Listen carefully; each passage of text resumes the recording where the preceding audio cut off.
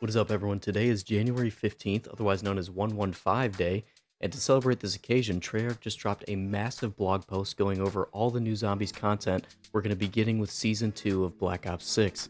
In this video, I'm going to go through all the relevant information and everything you need to know, including the launch of the brand new Zombies map, now revealed to be called the Tomb, which is coming much sooner rather than later, as well as go over some quality of life changes coming to Zombies and some screenshots and lore regarding the new map.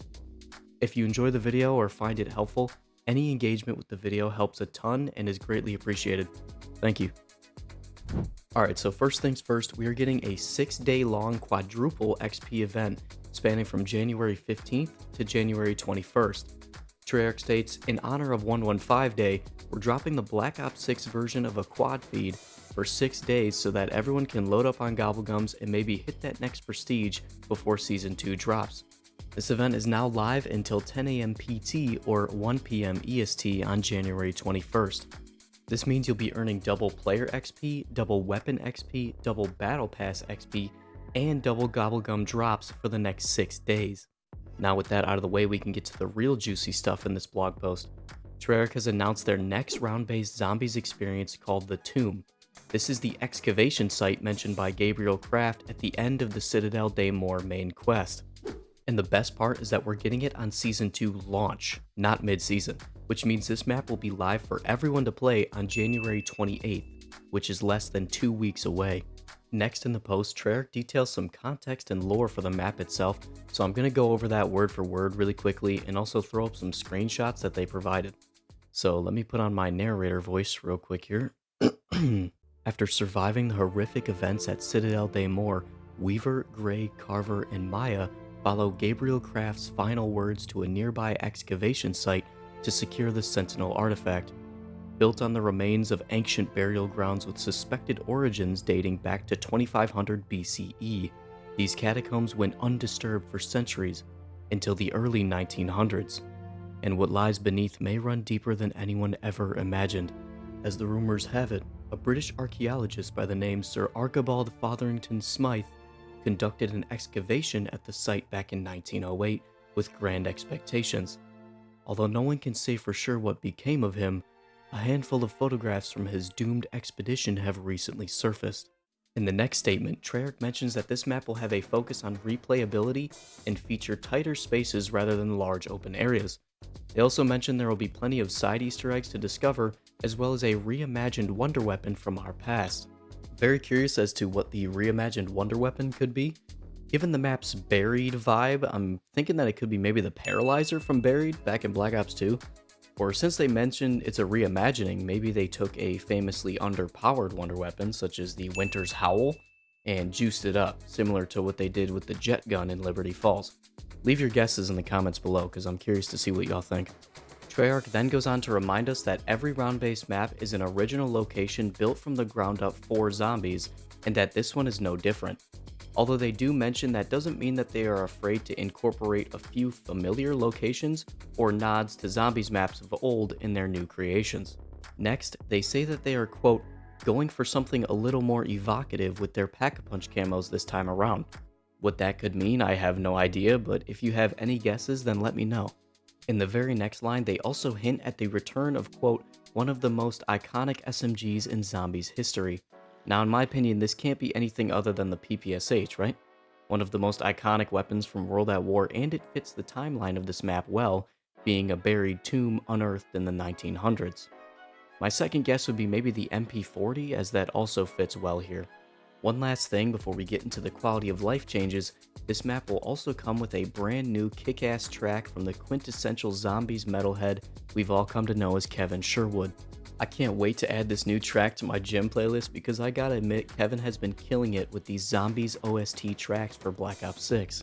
They also included a little teaser for the new track here, which I will link in the description, but it seems the new song will feature Matthew Heafy with his guttural metalist vocals.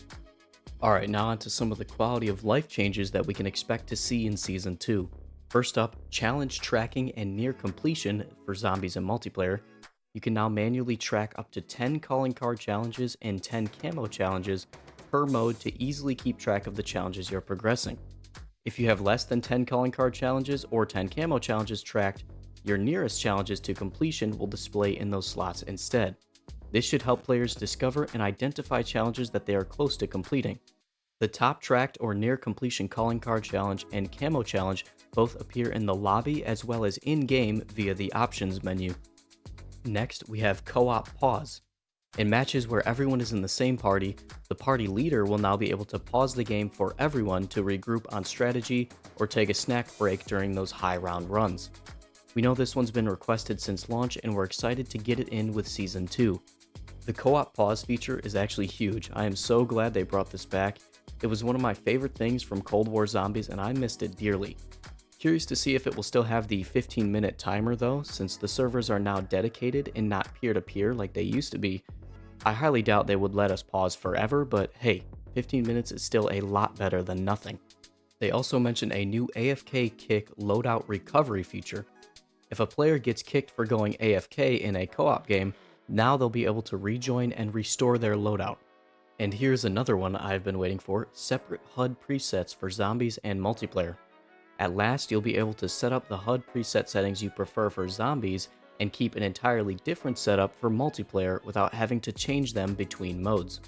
We wanted to get this one in sooner, but the team needed to refocus on higher priorities as they came up. As much as I wanted to switch up my HUD for zombies, I just couldn't, as it would also mess up my HUD for multiplayer. So thankfully this has finally been addressed and you can now edit your zombies HUD without ruining your multiplayer HUD.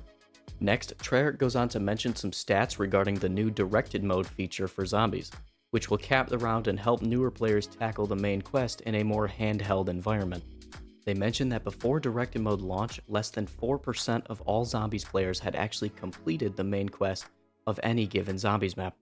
This number has now more than doubled, going from a 3.38% completion rate to an 8.23%. Still, around 90% of players have not completed a main quest in zombies ever, but clearly directed mode was a big step towards ensuring that more of the community gets to experience the main quest that the devs at Treyarch worked so hard on. So that sounds like a win to me. The rest of the blog post is dedicated to some fan art and cosplays, which are admittedly cool as hell, so I will throw a couple of those on the screen now. If you're interested in reading the full blog post for yourself, I will have it linked in the description so you can go and check it out. I am super hyped for this update. I've been loving the Black Ops 6 Zombies round-based experience so far, Citadel Day More being one of my favorite Zombies experiences of all time actually. And I'm super excited to hear that it's coming in less than 2 weeks, which is a huge surprise. I was not expecting it to come that quickly. In fact, I wasn't even sure that we were going to get a Zombies map at Season 2 Reloaded, let alone Season 2 launch, so that is insane. I'm also very curious to learn what iconic SMG and reimagined wonder weapon that they were referring to earlier. If you have any guesses, make sure to leave them in the comments below because I would love to see what you guys think. If you're excited for this map and all the new Zombies content we're going to be receiving on Season 2 launch, make sure you hit the like button and subscribe to stay tuned for more Zombies content updates, guides, and gameplay right here on the channel. Regardless though, thank you for watching, thank you for being here, and I will see you all in the next one. Peace.